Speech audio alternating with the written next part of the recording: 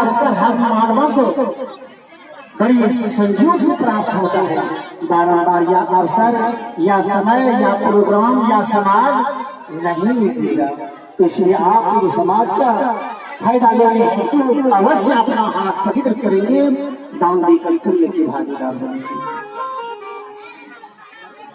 हार दान धार अमत माहुबा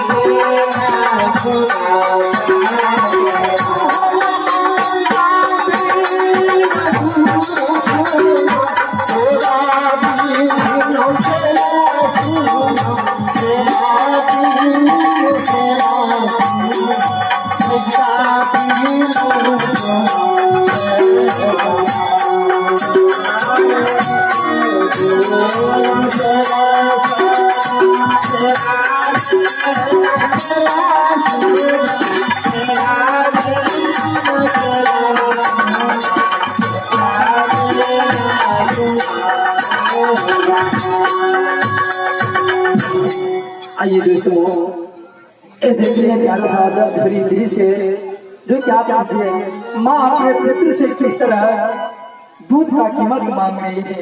ऐसे तो लोग कहा करते हैं कि माँ के दिल जैसा दुनिया में कोई दिल नहीं, पर यह कैसी माँ है जो अपने पुत्र के लिए पत्थर का दिल बना चुका है, जो अपने पुत्र से दूध का कीमत मांग रहे हैं। अरे अगर हर एक माँ इस तरह अपने पुत्र से दूध का कीमत मांगे तो शायद पुत्र माँ के उदर से जन्म लेना ना भूल जाएंगे। अर्थात इस संसार में माँ और पुत्र का रिश्ता खत्म हो जाएगी। पर इस रिश्ता को बरकरार बचाने हेतु अंजना कुमारी नलिनी सुगुरिया उन्होंने दूध का कर्ज पूरा करने में मदद करने हेतु 10 रुपये की नोट कौन देकर पुण्य की भागीदार बनती है। हम उस नलिनी सुगुरिया को शुभ आशीर्वाद देते हैं। माँ